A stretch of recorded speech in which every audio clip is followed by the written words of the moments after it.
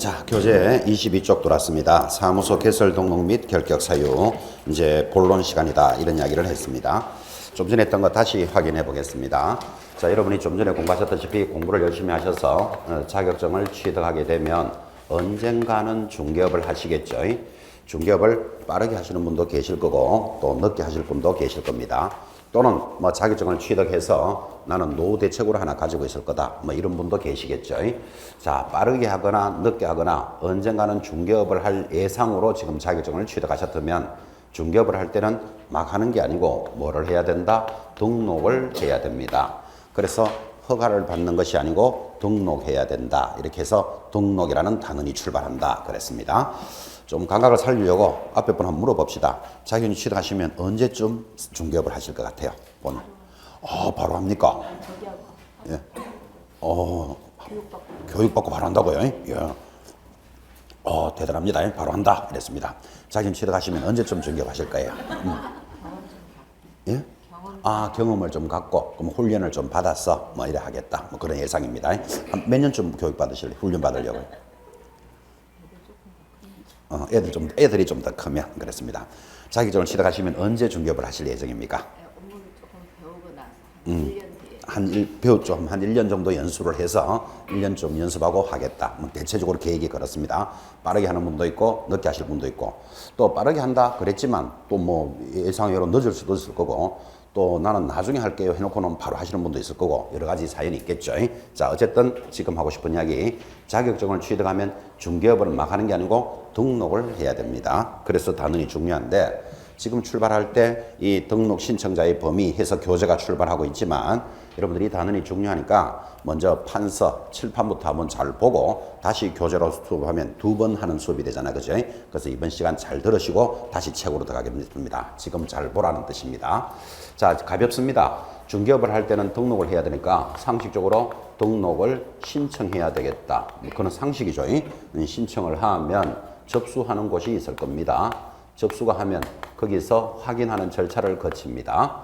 지금 적고 있는 거 이거 외우는 거다, 당연한 거다, 당연한 이야기입니다. 그러니까 막 적지 말고 잘 들으시라는 뜻이죠. 자, 확인을 해서 별일이 없으면 등록이 되었어 그래요. 등록을 되었다를 등록을 필했다 이렇게 말합니다. 자, 신청한 날로부터 등록 필은 언제까지 해준다? 7일 내로 반드시 서면으로 통지를 해줍니다. 그러니까 말로만 하는 게 아니고 7일 내로 당신 등록을 했소 라고 공문이 날아옵니다. 통지가 되면 뭐 해야 됩니까? 가서 등록증을 교부받습니다. 교부받고는 이 등록증을 사무소에 게시를 하고, 그리고 중개 업무가 개시됩니다.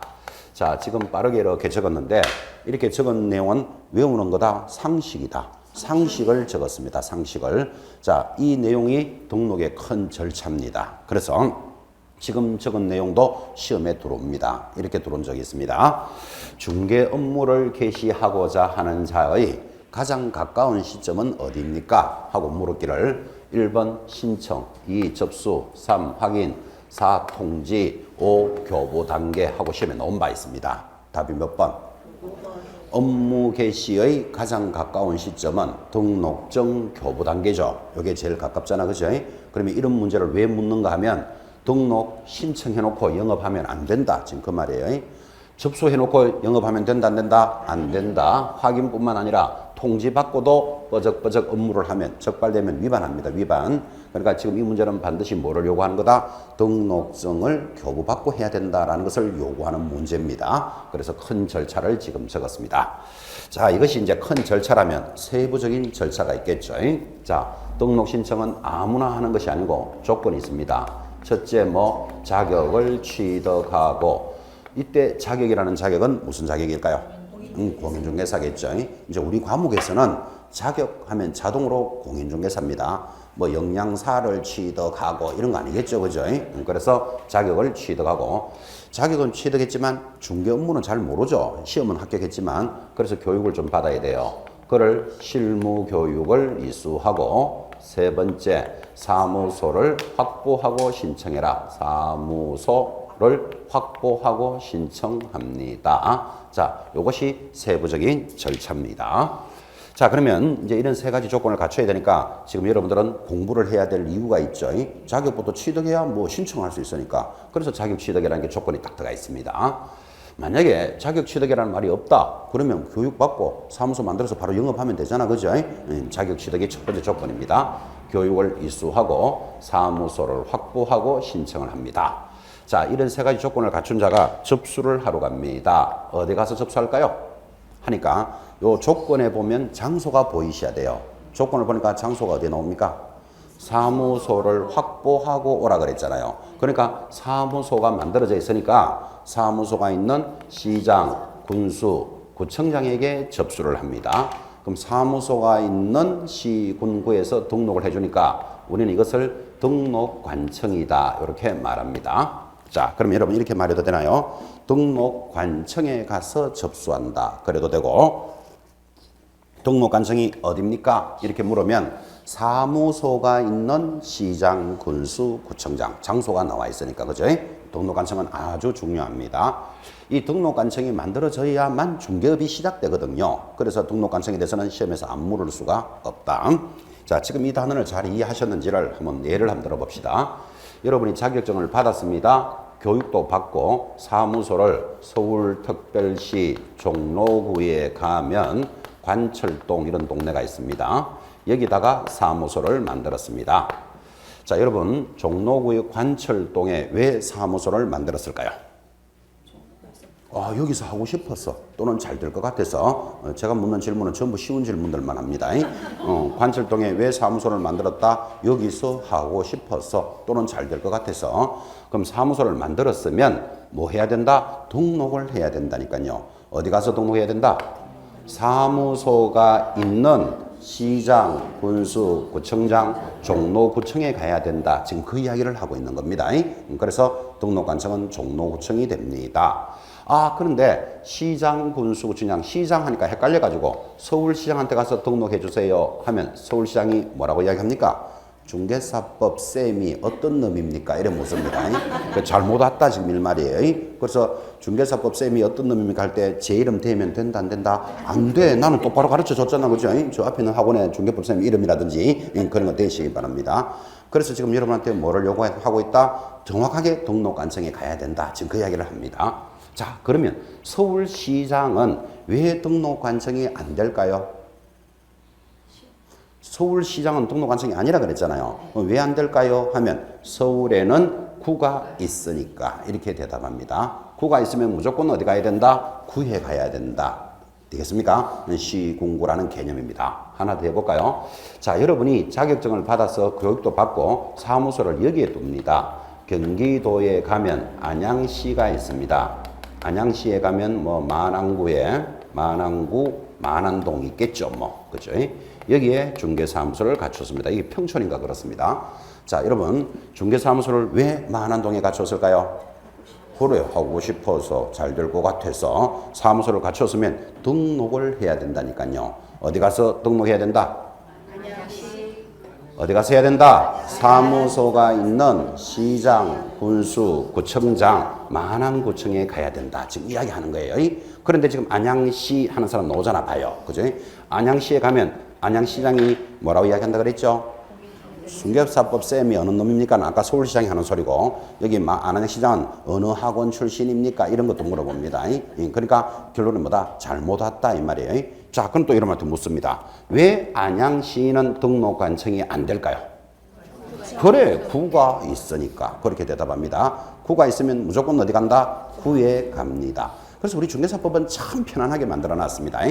지금 서울특별시에 있는 종로구청을 자치구라 그럽니다. 자치구청이라는 것은 주민들이 직접 뽑습니다. 선거합니다. 선거. 근데 안양시는 특별시는 아니잖아요. 안양시에 있는 구를 비자치구라 부릅니다. 그래서 여러분들 앞으로 자치구, 비자치구 이제 이런 말도 듣고 되고, 안양시장은 선거를 해서 뽑지만 만안구청장은 안양시장이 임명합니다. 이를 뭐라고 부른다? 비자치구청장이다 그래요. 여기를 자치구청장이라 불러요. 그런데 우리 중개사법은 자치구냐 비자치구냐를 구분하지 않아요. 무조건 구가 있으면 무조건 구에 간다. 그러니까 얼마나 단순합니까? 그래서 우리는 공부하기가 편하다니까요. 여러분 지적법에 들어가 보면 지적법에서는 시장군수구청장에 가로 열고 자치구청장 이렇게 딱 적어놨어. 그러니까 이런 구청장은 안 된다는 뜻이에요, 그게. 그죠? 그래서 그렇게 구분해야 될 필요성을 느끼는데 중개사법은 구분할 필요 있다, 없다? 없다. 그래서 우리 과목은 언제든지 효자 과목이고 좋은 과목입니다. 구가 있으면 무조건 어디 간다? 구에 간다. 그래서 등록관청을 정확하게 체크하셔야 됩니다. 자, 이렇게 해서 이제 접수를 했습니다 하면 거기서 확인하는 절차가 있겠죠. 뭐를 확인합니까? 하니까 첫째, 결격 사유를 확인합니다. 결격 사유라는 것은 중개업을 못하는 사유. 아까 첫 시간에 살짝 한번 여러분한테 짚어드렸습니다. 중개업을 못하는 사유가 있는지, 그 다음에 중개사무소가 적합한지를 실제 공무원이 나와서 확인합니다. 사무소를 확인하는데 중개업을 하는 자가 그죠? 자격증을 따가지고 중개업을 하면서 사무소를 텐트나 파라솔을 치고 하는 경우가 있다, 없다? 텐트, 파라솔 이런 걸 사무소로 갖추는 자가 있다, 없다? 있습니다. 여러분들 아파트 분양하는 데 가면 앞에 파라솔 쳐놓고 뭐 찌라시라 합니까? 휴지도 주면서 아파트 이거 분양하는데 하나 사세요, 파세요 이렇게 하는 거 본 적 있습니까? 그거를 이동식 중개업자라 그럽니다. 이제 그 분양이 끝나면 다른 데로 또 이동하거든. 그래서 우리는 그걸 뜯다방 이렇게도 불러요. 뜯다방 이런 것까지 시험에 올리기는 좀 부담스러운 단어죠. 어쨌든 사무소가 그런 부적합한 사무소인지를 확인을 합니다. 이렇게 확인해서 별일이 없으면 등록이 되었어 통지는 며칠 만에 해준다? 7일 내로 서면으로 통지를 딱 해줍니다. 자, 그러면 신청을 하니까 이제 여러분들은 등록되었어 이렇게 통지가 오면 어떻게 해야 됩니까? 가서 등록증을 받아야 되겠죠. 받기 전에 이렇게 법에 되어 있으니까 화살표를 여기 딱 걸어야 되는 거라 그죠? 받기 전에 뭐를 한다? 보정을 설정해야 됩니다. 보정을 설정해야만 등록증을 교부해 줍니다. 그러면 보정은 또 뭡니까? 하면 여러분 보다시피 이제 등록증이 교부되면 그걸 걸어놓고 바로 업무가 시작되잖아 지금 그죠? 업무가 시작되는데 중개 업무를 하다가 의뢰인에게 손해를 입히는 경우가 있다, 없다? 있다. 있을 수 있겠죠. 자, 손해를 입히면 내가 손해를 입히면 책임질게요. 이렇게 말로만 하고 하는 게 아니고 책임지겠다는 보정을 설정을 해놓고 영업하라 그런 뜻이에요. 그때 이제 여러분들은 보정을 언제 얼마를 가입해야 되는지 이런 이야기가 나오겠죠. 그래서 여기서 보시면 등록증 교부 조건이 무엇입니까? 시험에 묻습니다. 등록증을 받을 수 있는 조건이 뭐다? 보정 설정. 요거 기억해 놓으시라는 뜻이에요. 이 보정의 업무 보정이라는 이 보정은 모든 업종에 다 들어가 있습니다. 모든 업종에. 자, 지금 부동산업만 뿐만 아니라 여러분이 식당을 하나 하고 싶다. 그럼 식당을 할 때도 식당에 유심히 한번 가보십시오. 주로 카운트 뒤에 있습니다. 우리 식당에서 발생한 손해에 대해서는 2억 원의 손해배상에 가입되어 있습니다. 혹시 이런 거 붙여놓는 거 봤습니까? 식당업을 하다가도 의뢰인에게 손해를 입힐 수 있잖아요. 뭐 뜨거운 국물을 쏟아가지고 뭐 화상을 입었다든지 이럴 수 있잖아. 그죠? 그래서 모든 업종에는 보정 설정이 되어 있습니다. 여행사에 가보시면 그죠? 여행업을 하다가도 의뢰인에게 손해를 입히는 수가 있을 수 있죠. 그래서 여행사들은 뭐 2억 5천의 업무 보정에 가입되어야 한다라는 등등의 모든 업종에 규정이 있다니까요. 그래서 우리 중개업을 할 때도 보정을 설정해야만 뭐를 내준다? 등록증을 교부해 준다. 이 보정 설정이라는 말이 중요합니다. 자, 그러면 이제 보정을 설정했습니다. 했으니까 내가 보정 설정했소라는 서류를 갖다 주면 이제 등록증을 교부해 주겠죠. 그래서 게시하고 업무를 하는데 시험에는 안 나오지만 등록증이 교부되면 요 시점에서 여러분이 뭐를 하나 사야 됩니다. 뭐를 사야 될까요? 액자 하나 사야 됩니다. 액자. 액자를 사서 등록증을 교부하는데 그럼 액자를 사라는 것은 시험에 나온다 안 나온다? 안 나와. 왜? 액자는 안 사도 되니까. 그래서 등록증을 받거든 청테이프로 덜렁덜렁 걸어놔도 돼요. 그래서 이거는 시험에는 안 나온다고요. 그건 안 나오지만 현실적으로 여러분들은 반드시 뭐 하게 돼 있다? 액자를 사게 돼 있습니다. 현실적으로. 그죠? 그래서 절차를 지금 가르쳐 주고 있잖아. 액자를 하나 사서 게시하고 업무를 합니다. 이제 이게 작은 절차입니다. 아까 하얗게 적은 것이 큰 절차였다면 이제 이게 세부 절차인데 이 세부 절차 하나하나들이 전부 시험 지문입니다. 예를 들면 자격을 취득해라 그랬죠. 그래서 아까 1시간 공부했잖아요. 과목은 어떻게 되고 합격자는 어떻게 결정하고 자격증은 어떻게 취득한다. 취득에 대해서 한 문제 반드시 나옵니다. 실무교육을 받으라 그랬죠. 그럼 실무교육을 어디 가서 몇 시간을 받아야 되는지 알아야 된다, 몰라야 된다. 알아야 돼. 그리고 그게 시험 문제라고 제목이. 그죠? 그 다음에 사무소를 확보하니까 사무소는 몇 개를 만들고 어떤 사무소여야 하느냐라는 문제가 반드시 출제돼요. 그리고 등록관청은 시험에서 안 빠집니다. 등록관청을 알아야만 중개업을 할 수 있다니까. 그래서 등록관청도 반드시 어떤 식으로든 문제를 묻습니다. 그리고 확인하는 절차에서 중개업을 못하는 사유를 뭐라 그랬다? 결격사유. 그 결격사유가 있는지를 확인합니다. 그리고 사무소 확인해서 등록이 되었다라고 통지가 들어오면 보정 설정할 때 보정은 금액이 얼마고 언제까지 해야 된다라는 것을 공부하게 됩니다. 그리고 개시해서 업무를 한다. 하나하나가 전부 시험 문제입니다. 자, 지금 이 절차를 여러분 잘 듣고 계시는지를 확인 학습을 해보겠습니다. 등록을 신청하고자 하는 자는 하면 여기에 눈 딱 맞추셔야 됩니다. 업무 보정을 설정하고 신청하여야 한다. O, X. X 안 주겠습니까? 보정을 설정하고 신청하여야 한다면 틀리잖아요. 보정은 조건이 아니잖아, 지금. 그러면 이렇게 질문할 수도 있죠. 어차피 가입해야 될 업무 보정, 지금 가입한다고 틀렸습니까? 틀립니다. 왜 틀리는가 하면 보정부터 설정을 하면 등록이 될지 안 될지 지금 모르잖아, 지금. 근데 등록이 안 되는 사람한테도 네 보정 설정하라. 이러면 말이 안 맞는 거예요. 그래서 보정은 언제 설정한다? 등록이 됐다는 소리를 듣고 보정을 설정합니다. 문제를 어떻게 묻는가 보라 이 말이에요. 그래서 등록 신청을 하고자 하는 자는 보정을 설정하고 신청해야 한다 하면 틀린다. 지금 그 이야기 하고 있습니다. 또 보고 계시면서 하나 더 확인합시다. 등록을 신청하고자 하는 자는 눈 딱 맞추셔야 되죠. 본인이 결격 사유에 해당하지 아니함을 증명하여야 한다. O, X. 그것도 X다, 그죠? 결격 사유가 아니요 라는 걸 증명할 필요가 있다, 없다? 없어요. 결격 사유는 등록관청에서 확인하는 거예요. 무슨 말 이해하시겠죠? 그래서 이게 어떻게 움직인다를 보라 이런 뜻입니다. 이 결격 사유가 나는 아니요 라는 것을 예전에는 제출을 했습니다. 지금 여기 계시는 분 중에서 나이가 40이 넘은 분들만 이해합니다. 뭔가 하면 이게 없어진 지가 20년이 넘었으니까 예전에 40 넘으신 분들은 어떤 직장에 취업을 하거나 어떤 자격증을 받을 때는 신원증명서를 제출하시오 이런 시절이 있었어요. 근데 신원증명서라는 말이 없어진 지가 지금 20년이 됐다고. 그러니까 여러분 최근에 들어본 적이 거의 없으니까 40 안 된 분들은 신원증명 자체가 뭔지를 모른다니까요. 예전에 어떤 회사에 취업을 하거나 어떤 자격증에 대한 기준을 받으려면 자기가 결격 사유가 아니오라는 신원증명서를 제출하라 그랬는데 국가인권위원회에서 우리나라 국가인권위원회라는 게 있죠. 인권위에서 취업을 시켜줄지 안 시켜줄지도 아직 확정도 안 됐는데 신원증명서부터 제출하라라는 것은 인권에 대한 잘못된 해석이다. 그래서 만약에 결격 사유가 있는 것을 궁금하면 너희들 해당 기관에서 직접 확인해야 되지 그런 것을 제출하라라는 것은 잘못된 것이다 라고 제도가 바뀐 거예요. 그래서 여러분들은 최근 20년 동안에는 신원증명서라는 말을 들어본 적이 없다고. 그죠? 그게 결격 사유가 해당되는 서류인데 그런 거 제출할 필요 있다 없다? 없다. 결격 사유는 등록관청에서 확인하는 사유입니다. 되겠죠? 그래서 어떻게 움직인다라는 것을 지금 익히셨습니다. 자, 이제 이걸 가지고 교재로 돌아가서 다시 확인하면서 짚어갑시다.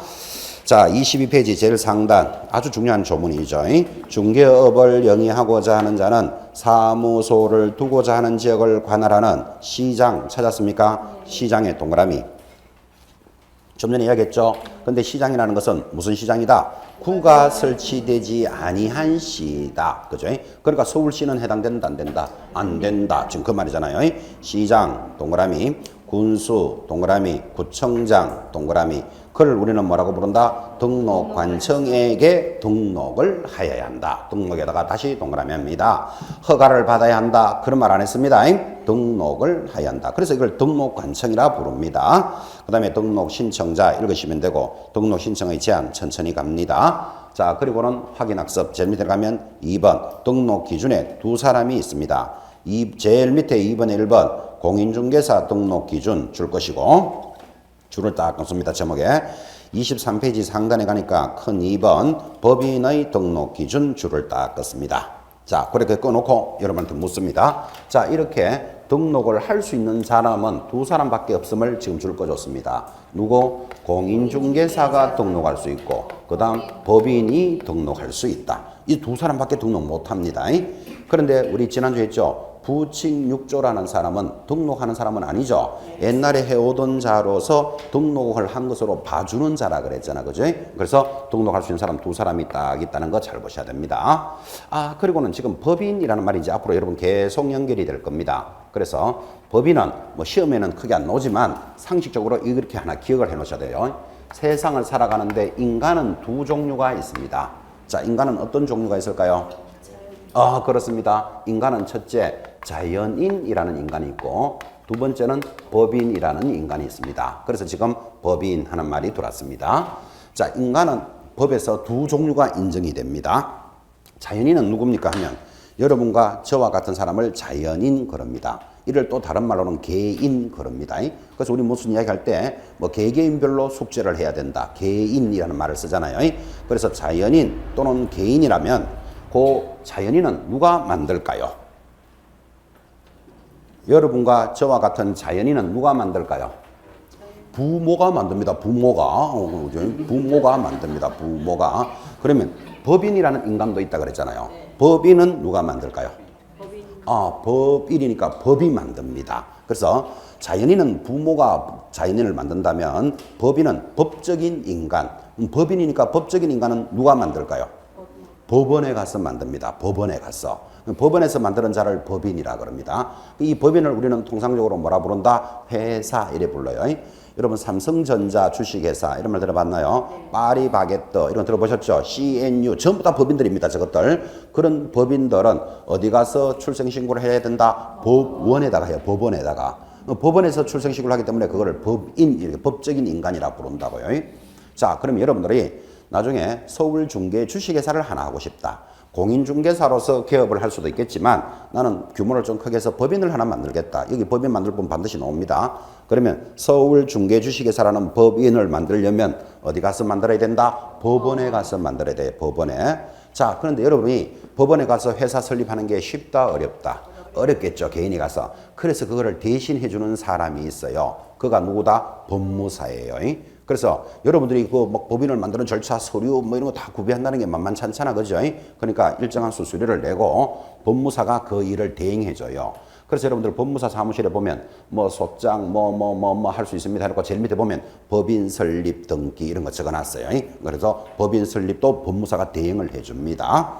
자, 그래서 우리가 등록을 할 수 있는 사람은 여러분과 저와 같은 개인으로 등록하는 것을 공인중개사인 개공사라 부릅니다. 근데 회사를 설립한 자를 법인인 개공사라 부릅니다. 등록할 수 있는 사람은 두 사람밖에 없다. 지금 이 말이에요. 그런데 지금 공인중개사가 등록할 수 있는 기준은 공부 다 했어요. 봐요. 첫째 줄에 제목 동그라미입니다. 22페이지 제일 밑에 뭐를 받을 것? 실무교육을 이수할 것. 실무교육의 제목 하나 꺼놓고 그 다음 실무교육은 어디 가서 받아야 한다. 이런 설명이 있지만 지금 그 설명 보지 말아요. 왜 그러면 기준만 알기도 바쁜데 뭐 설명까지 다 듣습니까? 오른쪽 올라가서 2번 건축물관리대장에 기재된 건물의 사무소를 확보할 것. 사무소 확보도 밑줄을 딱 긋습니다. 그래서 지금 했던 이야기가 정리가 됩니다. 무슨 이야기? 봐요. 공인중개사는 뭐라고요? 자격은 당연히 취득해야 돼요. 그건 말할 것도 없고 실무교육을 이수하고 뭐 사무소를 확보할 것. 이게 기준이에요. 기준. 그 다음에 두 번째 법인의 기준은 어떻게 되는데 자 법인의 기준 별표입니다.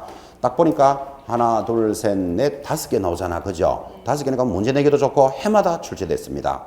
해마다 강조했고 올해도 출제했습니다. 자 법인은 이렇게 갑니다. 1번 상법상 회사로서 상법의 밑줄 자본금이 얼마? 5천만 원 이상일 것. 자, 그런데 상법의 회사가 주식, 유한, 합자 이런 게 보이시죠? 자, 여러분들은 지금 상법을 배운다, 중개사법을 배우고 있다. 중개사법을 배우는 사람들은 상법이 크게 중요하지 않아요. 지금 중개사법도 다 모르는데 뭐 상법 이런 거 가겠습니까? 제목만 보란 말이에요. 상법상 회사로서 자본금이 5천만 원 이상일 것. 두 번째 조건이 뭐다? 14조에 규정된 업무만 할 것. 14조의 동그라미. 이것도 무조건 출제 나옵니다. 법인이 할 수 있는 업무가 14조 업무입니다. 3번 대표자는 공인중개사여야 하며 임원을 또는 사원은 얼마 이상은 3분의 1 이상은 공인중개사일 것. 3분의 1의 동그라미입니다. 아마 법인의 기준 중에서는 지금 3번 지문이 시험에 제일 많이 나왔습니다. 자, 지금 시험에 나왔다라고 체크해드렸고 강조했는데 여러분이 만약에 출제위원이라면 이 3번이 많이 나왔다 제가 그랬잖아요. 그럼 어떻게 냈을까요? 그렇죠. 사원의 2분의 1 이상은 공인중개사일 것 하면 답이 뭐? X 또는 과반수는 공인중개사일 것. X줄 아시겠습니까? 그래. 아, 지금 제가 왜 여러분한테 이런 걸 전달해 주는가 하면 그냥 이렇게 3분의 1 이상일 것 동그라미 이렇게만 진행하지 말고 아, 여러분이 출제위원이라도 어떻게 내겠다를 생각하시면서 들으면 이 단원이 더 잘 들어올 거예요. 항상 단원을 공부할 때는 이게 문제가 되면 어떻게 물을까를 한번 생각해 보셔야 돼요. 그래야 그 단원도 쉽게 접근되고 문제 점수도 올라가는 거예요. 그렇게 자꾸 하라고 지금 훈련을 시키고 있습니다. 지금 여러분은 처음 겪을 때는 처음 초반기 수업은 잘 모르지만 계속해서 이렇게 심어줍니다. 그래서 스스로 단원을 익혀나가도록 만들 거예요. 4번 기준 임원 또는 사원 전원 및 분사무소 책임자는 뭐를 받아야 된다? 역시 실무교육을 이수할 것, 실무교육 줄 거고 역시 5번 건축물 관리대장에 기재된 법인도 뭐를 갖출 것? 사무소를 갖출 것. 이게 5가지가 법인의 기준입니다. 아, 법인의 기준 시험에 잘 나온다 그랬습니다. 체크했습니다. 자, 이제 기준을 알았으면 이제 신청으로 갑니다. 내려가면 3번에 1번 등록 신청 서류 그리고 신청할 때 수수료가 있다. 수수료에 줄여놨다 껐습니다. 자, 이 말입니다. 이제 이렇게 자격을 갖춘 자가 접수하러 간다 그랬죠. 접수를 하러 갈 때는 뭐를 내야 된다? 수수료를 내야 된다. 요거 하나 그냥 가볍게 들어 놓으셔야 돼요. 수수료를 냅니다. 그런데 수수료를 얼마 내야 됩니까? 하면 여러분 뭐라고 대답할까요? 모릅니다. 왜 그런가 하면 그 2번의 첫째 줄에 지방자치단체가 조례가 정하는 수수료입니다. 지방자치단체 줄을 딱 꺼놓으셔야 돼요. 그러니까 수수료를 그죠? 만약에 국토교통부령에 따라서 수수료를 낸다. 이러면 국토교통부령은 우리나라에 하나밖에 없잖아요. 국토교통부가. 그러면 수수료가 10,000원이다, 20,000원이다 이렇게 금액이 정해질 거예요. 근데 금액을 모르는 이유가 지방자치단체 조례가 정하기 때문에 그래요. 자, 그러면 여러분들이 서울지방에서 할지 경기도 지방에서 할지 의정부에서 할지 알 수가 없잖아. 그래서 수수료는 얼마입니까? 하면 지방자치단체 조례가 정한다. 이렇게 기억하라 이 말이에요. 금액이 얼마다를 안 나온다는 뜻이에요. 그래서 수수료는 얼마다? 지자체 조례가 정하는 수수료를 냅니다. 근데 지자체 조례가 정하는 수수료를 내는데 이제 우리 졸업생들이 많이 나갔고 또 개업하신 분들이 많이 있을 거 아니에요. 업무를 하는 자가. 그래서 제가 물어봤겠죠. 개업하신 분한테. 등록 신청할 때 수수료가 있는데 그때 수수료는 얼마 냈었어요? 제가 이렇게 한번 물어본 적이 있습니다. 한 5년 전에 의정부에서 개업하신 분이었는데 그때 수수료가 13,000원을 냈대요. 그죠? 여러분한테 참고로 알아라고 이야기한 거예요. 한 5년 전에 13,000원 냈으니까 지금은 한 15,000원쯤 될 수도 있겠죠. 그래서 지금 여러분들 이걸 보시면 나중에 아무리 자격증을 취득했더라도 15,000원쯤 없으면 중개업 못합니다. 지금부터 준비해 놓으시기 바랍니다. 그래서 수수료는 지자체 조례다 이 말을 강조하고 있습니다. 자, 하단에 종별의 변경 이런 거는 천천히 봐도 되고 이제 넘어가서 4번 등록 신청을 받은 등록관청은 다음 각호 사항의 종별에 따라 구분하여 등록을 하고 거기 보시면 며칠 내로 7일 내로 아까 7일 했죠? 7일에 동그라미 놓고 등록 신청인에게 어떻게 서면으로 통지해야 한다. 여기까지 왔습니다. 7일 내로 어떻게 서면으로 통지한다. 됐죠? 자, 통지가 되면 그 다음 절차가 뭐겠습니까? 교부라는 말이 탁 나와야 되겠죠? 근데 교부라는 말을 하기 전에 반드시 뭐가 들어간다? 보정이라는 말이 확인된다고요. 자, 5번 등록증의 교부. 첫째 줄, 등록관청이 사무소 개설 등록을 한 자에 대하여 국토교통부령이 정하는 바에 따라 등록대장에 그 등록에 관한 사항을 기록한 후 등록증을 교부하여야 하는데 다만 등록관청은 등록증을 교부하는 때는 밑줄 까야 됩니다. 손해배상 책임을 보장하기 위한 보정 설정 여부를 확인해야 한다. 지금 여기까지 왔죠? 보정 설정 여부를 확인하여야만 뭐를 교부해준다? 등록증을 교부해준다라는 단어까지 왔습니다. 그리고는 6번 등록사항의 통보하여 등록관청은 등록증을 교부한 때는 그 등록사항을 국토교통부령이 정하는 바에 따라 줄 것입니다. 다음 달 10일까지 협회에 등록사항을 통보하여야 한다. 이게 무슨 말인가 하니까 자, 여러분 A라는 여러분이 이제 등록을 신청했습니다. 어디 가서 신청했다. 뭐 종로에서 영업하면 종로구에 신청했겠죠. 그럼 종로구청장이 등록증을 교부해 줍니다. 그러면 종로구청장이 이 A라는 사람에게 등록증을 교부해 주면 중개협회는 누구에게 교부됐다는 것을 안다 모른다. 모르지. 그죠? 그러니까 협회가 관리를 할 수 있도록 이 등록증 교부한 사항을 어디에 통보해 준다? 협회에 통보를 해서 그 사람을 관리할 수 있도록 해주겠다. 이 말이에요. 그죠? 그런데 통보하는 것이 모두 몇 개? 밑에 박스를 딱 보니까 6개가 딱 들어오잖아. 그죠? 6개 지금 다 들을 필요 없고 1번만 줄 딱 끄면 되겠죠? 하나 배운 거니까. 나올 때마다 6번 수업할 거예요. 등록증 교부할 때 통보해 준다. 1번 기억하시고. 자, 그리고는 통보는 언제까지 해야 됩니까? 그냥 10일 하면 틀려요. 다음 달 10일까지 통보해 줍니다. 그래서 요거 그냥 10일 하고 문제 들어오면 XR 준비하셔야 돼요. 통보는 언제까지 한다? 다음 달 10일까지 통보를 합니다. 왜 그냥 10일이 아니고 다음 달인가 하면, 자, 이 사람에게 등록증 교부했다. 오늘 10일 내로 통보하고 저 사람에게 10일 내로 통보. 이러면 등록관청이 귀찮아 죽겠거든. 그러니까 한 달치를 모아놨다가 다음 달 10일까지 통보해 줍니다. 다음 달이라는 말도 잘 이해를 해 놓으셔야 됩니다.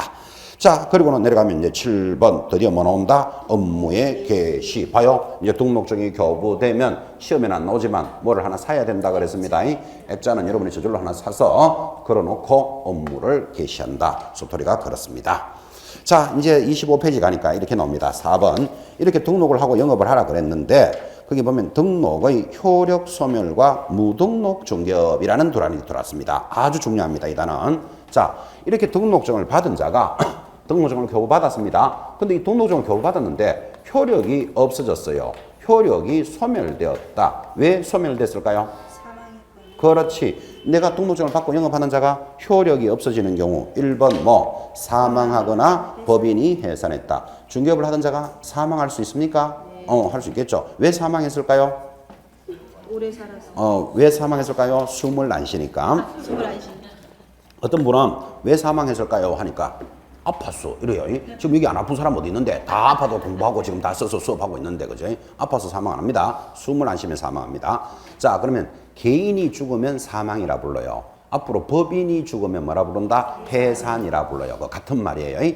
자, 사망하거나 해산하면. 그 다음에 2번 등록 취소를 받았습니다. 취소의 동그라미. 지금 이 말이죠. 자, 이렇게 등록증을 교부받고 영업을 하던 자가 뭔가 위반을 했는 모양이죠. 그죠? 그러니까 등록이 취소됐어. 우리말로 옛날 말로 하면 허가 취소됐다 이 말이에요. 취소되면 소멸됩니다. 마지막 3번 폐업 신고를 하면 스스로 폐업할 수 있다 없다? 있겠지. 그럼 폐업하면 효력 소멸이에요. 자, 이제 이게 중요한 게 아니죠.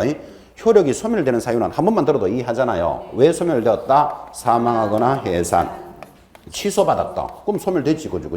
또는 저절로 뭐 하면 폐업하면 소멸이에요. 이게 중요한 게 아니고 이렇게 소멸이 된 자가 뻐적뻐적 일을 하고 있다니까. 그죠?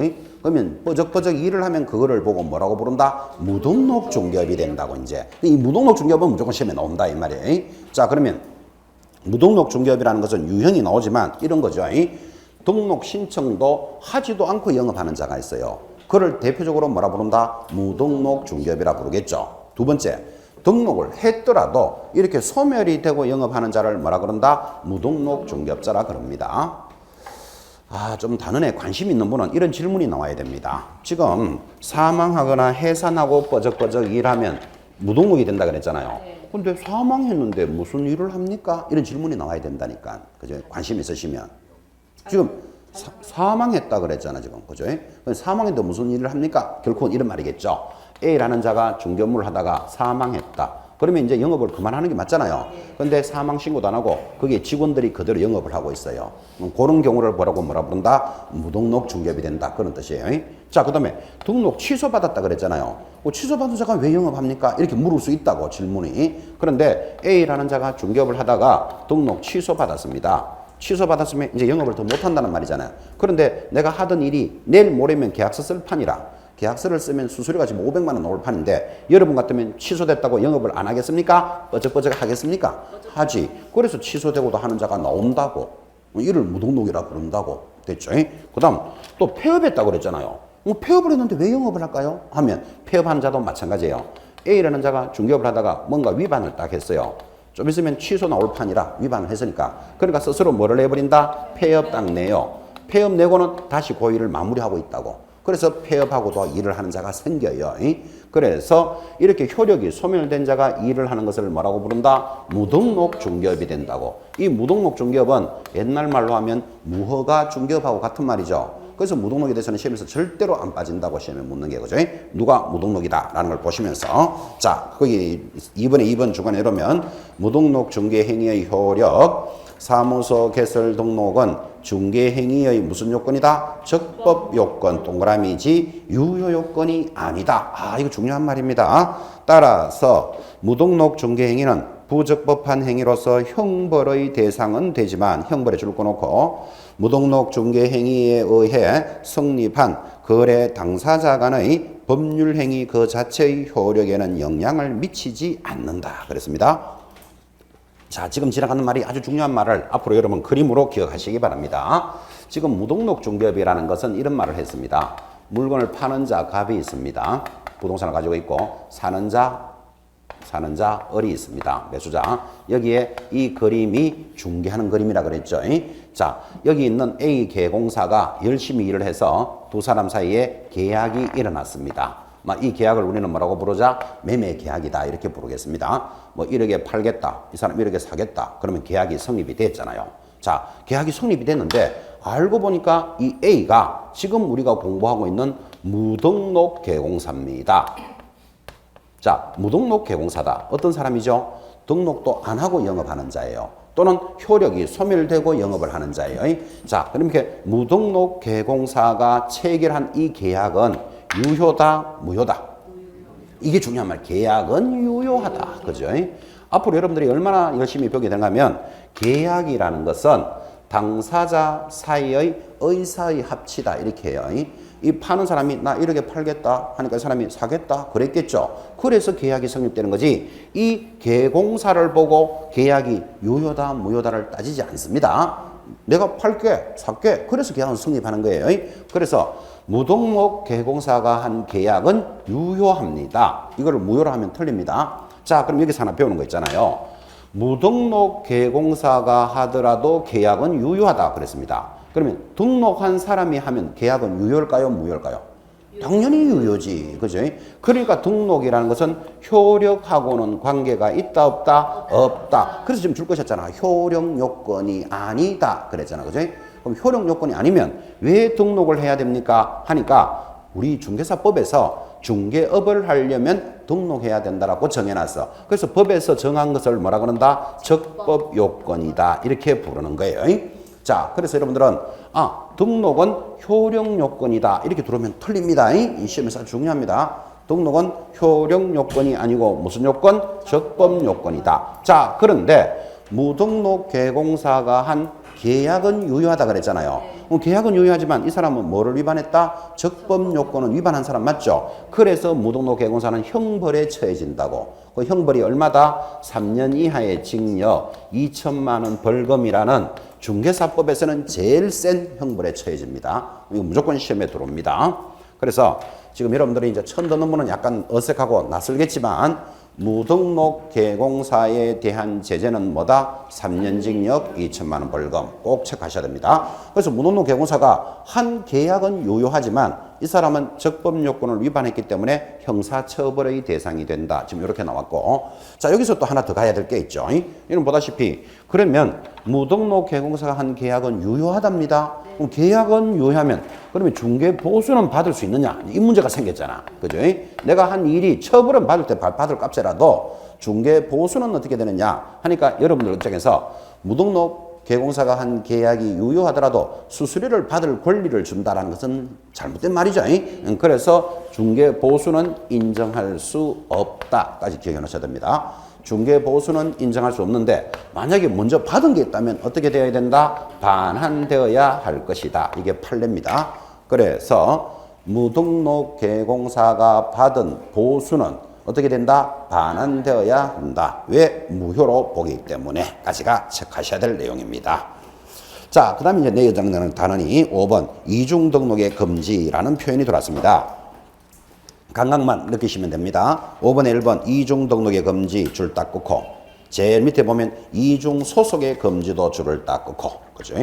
자, 그럼 감각을 살리자 그랬습니다. 지금 이런 이야기 하고 있습니다. 지금 등록을 하고 영업하라 그랬죠. 그래서 아까 종로구 관철동에 등록을 하고 영업을 하는데 얼마나 부지런한지 종로구 관철동에도 사무소를 갖추어 놓고 등록하고 강남구 역삼동에도 등록을 하는 자가 생깁니다. 우리는 이런 자를 보고 뭐라 부른다? 이중으로 등록하는 것을 금지한다. 이런 뜻이에요. 제목만 들어봐도 이해하시겠죠? 자, 이중 등록의 다른 말로 하면 이중으로 허가받는 것을 금지한다. 그런 뜻이에요. 그리고 밑에 자동으로 이중 등록을 위반하면 1년 이하의 징역 1,000만 원 벌금에 줄하나 사건입니다. 앞으로 이중이라는 말만 들으면 무조건 얼마? 1년에 1,000이에요. 아, 그런데 제일 밑에는 이번에는 이중 소속을 금지한다. 이랬잖아. 그죠? 이 뜻을 구분해야 된다고요. 자, 이중 소속은 또 이런 뜻입니다. 자, 지금 이렇게 이제 등록을 하고 등록증을 받아서 영업을 잘해야 되는데 이 사람 또 A는 희한한 사람이죠. A라는 이 개공사는 이렇게 종로구에 등록을 해서 이제 개공사가 되었잖아. 그죠? 그럼 자기 사무소에서 일을 잘해야 되는데 이렇게 등록을 해놓고는 자기는 다른 법인에 뭘로 가 있다? 임원으로 가서 또 일을 하는 자가 있어요. 우리는 이것을 뭐라 그런다? 이중 소속이다. 이렇게 부른다고. 그래서 이중 등록과 이중 소속은 구분할 줄 알아야 돼요. 이거를 구분 못 하시는 분이 너무너무 많아요. 나중에 하면 질문 굉장히 합니다. 그러니까 이중으로 등록했는 것은 A 지역에 등록한 자가 B 지역에 또 등록한 거예요. 강남에 등록해놓고 의정부 와서 또 등록하고 영업하는 거예요. 공장 2개 돌리는 거예요. 이것을 금지하는 것은 1년에 1,000이에요. 근데 이중소속은 등록은 하나밖에 안 했어요. 등록은 하나밖에 안 했는데 자기가 여기 저기 이렇게 근무하고 있다고. 그죠? 이걸 이중소속이랍니다. 그런데 다행스럽게 이중이라는 말이 들어가면 무조건 형벌은 똑같아. 넘어가 보시면 얼마? 전부 1년에 1,000. 형벌은 모두 똑같아요. 그나마도. 지금 밖에 나가보면 그죠? 이중 소속하는 자가 있을까요? 없을까요? 보기보다 많아요. 보기보다. 예를 들면요. 중개보조원이 이쪽 지역에서 거래 계약을 체결하고 수수료 받는 경우가 있겠죠. 그리고 또 다른 사무실 가서 또 계약 체결하고 수수료 받고 하는 경우가 있다니까요. 그거를 보고 우리는 뭐라 부른다? 이중으로 소속했다. 그럽니다. 자, 그럼 이중 소속이 있을 수 있을 겁니다. 근데 이중 등록도 있을까요? 종로에 등록한 자가 강남에 가서 또 등록하고 영업하는 자가 있을까요? 있을 수도 있겠지. 그러니까 이런 법을 만들어 놨지. 그죠? 그런데 실질적으로 이중 등록은 잘 발생 안 합니다. 이게 왜 발생 안 한가 하면 이걸 이해하셔야 돼요. 아까 보셨죠? 등록증이 교부되면 협회에다가 통보해 준다 그랬잖아요. 다음 달 10일까지. 그러면 종로에서 등록한 자 협회에 통보됐겠죠. 그런데 다음 달에 또 강남에 가서 또 등록하면 또 통보되잖아 봐. 그래서 통보를 한다는 뜻은 협회에서 그 개공사를 관리한다는 측면도 되지만 이런 이중 등록을 걸러내려고 하는 거예요. 그죠? 그래서 이쪽에서 등록되고 이쪽에서 등록되고 걸러지잖아. 그죠? 그래서 현실적으로는 이중 등록은 잘 안 나옵니다. 아, 그런데 한번 해봐요. 그럼 1년 징역 1,000만 원 벌금 해당되겠지 뭐. 그죠? 그래서 이중 등록과 이중 소속이라는 개념을 익히셔야 됩니다. 자, 이제 그 다음 이어지는 단은 제2절. 공개, 이거 뭐 글자가 막 틀렸다, 그죠? 개업 공인중개사 등의, 그 글자 옆에 빠졌습니다. 개업 공인중개사 등의 결격 사유. 그렇게 하나 적어 주시기 바랍니다. 제목이 글자가 빠졌네요. 뭔가 오타가 생겼네. 공개업 이렇게 나옵니다.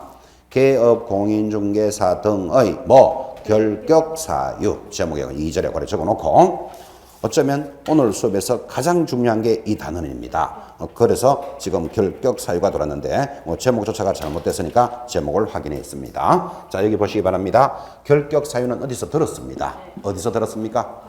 여기 있잖아요. 확인하는 절차로서 결격 사유를 확인한다 그랬잖아요. 그죠? 그럼 결격 사유가 확인이 되면 등록을 안 해주겠죠. 등록이 안 되는 사유가 결격 사유예요. 이 결격 사유는 시험에서 빠진 적이 한 번도 없습니다. 그래서 아주 중요한 단원입니다.